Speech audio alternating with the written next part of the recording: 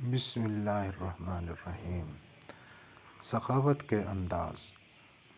رسول اللہ صلی اللہ علیہ وسلم نے فرمایا، کیا تم نے دیکھا کہ انسانوں اور زمین کی پیدائش سے اب تک اللہ کتنا کچھ خرچ کر چکا ہے، لیکن اس سخاوت نے جو کچھ اس کے ہاتھ میں ہے اسے کم نہیں کیا۔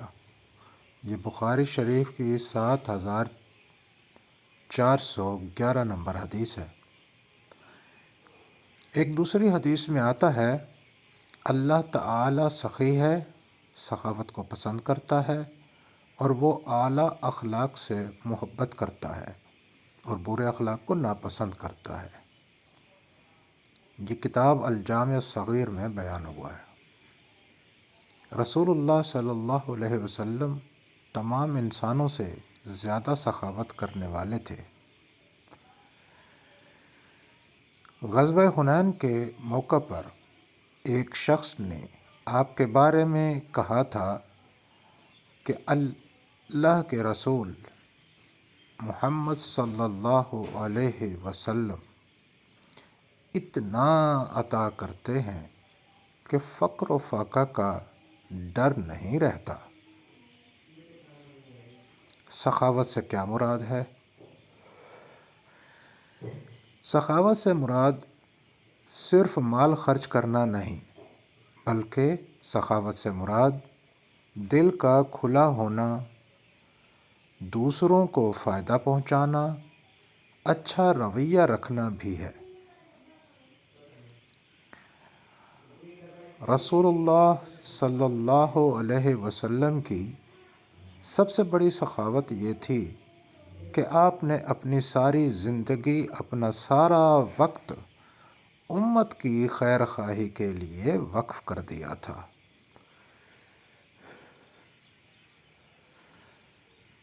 اپنی قوت، اپنی صلاحیت لوگوں کے لیے عام کر دی تھی۔ آپ کو اپنی امت سے خاص محبت تھی۔ آپ نے فرمایا کرتے تھے کہ اگر مجھے اپنی امت پر مشقت کا خوف نہ ہوتا تو میں انہیں فلاں فلاں کام کا حکم دیتا۔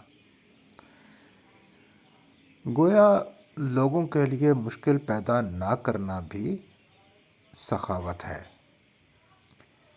اسی طرح صحابہ اکرام مختلف طریقوں سے سخاوت کیا کرتے تھے، جیسا کہ حضرت ابن عباس رضی اللہ تعالی عنہ کی سخاوت۔ یہ سخاوت یہ تھی کہ وہ علم بانٹا کرتے تھے۔ اسی طرح غیر مسلموں کو اسلام کی دعوت دینا، یہ بھی ایک سخاوت ہے۔ کسی کا عذر قبول کر لینا سخاوت ہے۔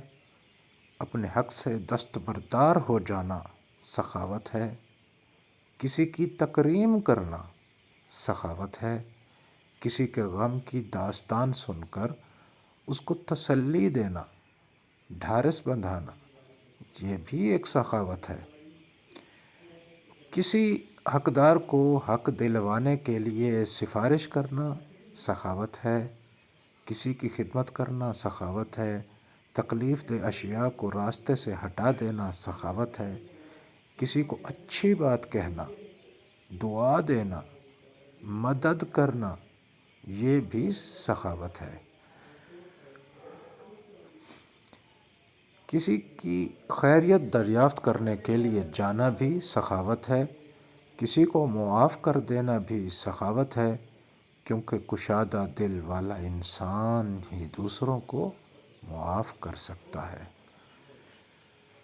اگر غور کیا جائے تو دوسروں کے برے سلوک کی یادیں آپ کے دل پر بوجھ ہوتی ہیں۔ دل میں نفرت کا بوجھ لے کر جینا، یہ اپنے اوپر ظلم ہے۔ لوگوں کے طنز، لوگوں کے طعنے، لوگوں کی زیادتیاں، لوگوں کی آپ کے بارے میں لاپرواہی، آپ سے نفرت، آپ کو ستانا اور آپ کا حق نہ دینا، اور وہ تمام زیادتیاں جو انہوں نے آپ کے ساتھ کی ہیں، جن سے آپ کو ہر وقت تکلیف محسوس کرتے ہیں،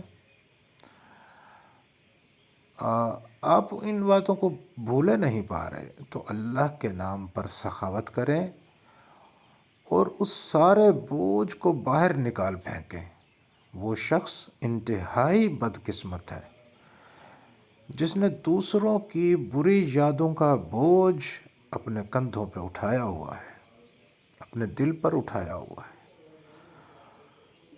اس نے اس بوجھ کے ساتھ اپنی زندگی کو اذیت ناک بنایا ہوا ہے۔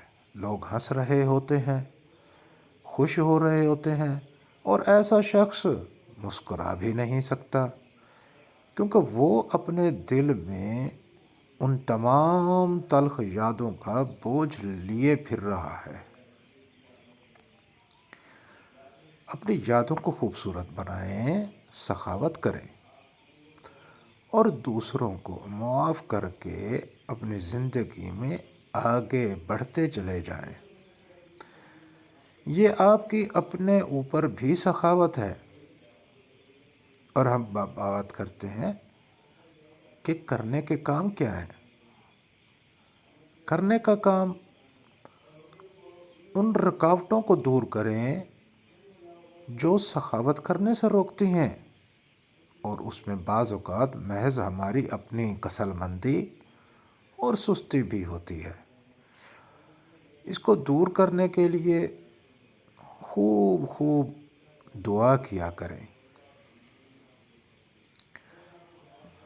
اللہم انی اعوذ بک من العجز والکسل والجبن والبخل والحرم والقسوہ والغفلہ والعلی والذل والمسکنہ۔ اے اللہ، میں عاجزی اور سستی، بزدلی اور بخل، انتہائی بڑھاپے اور سخت دلی، غفلت اور تنگ دستی، ذلت اور ناداری سے تیری پناہ چاہتا ہوں۔ یہ دعا حدیث کی کتاب المستدرک الحکم میں ہے۔ یہ حدیث نمبر 1987 ہے۔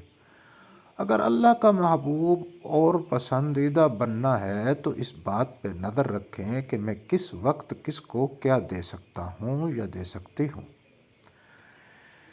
لینے والی ذہنیت کی بجائے دینے والی ذہنیت بنائیں۔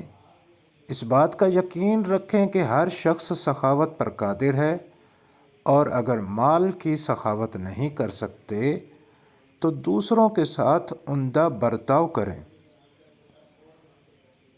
اچھی بات کا پھیلانا صدقہ جاریہ ہے۔ ویڈیو آگے شیئر کریں۔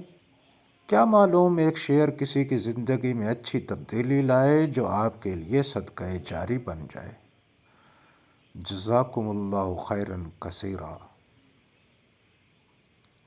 السلام ورحمۃ اللہ وبرکاتہ۔ Please subscribe to our channel. Thanks for watching.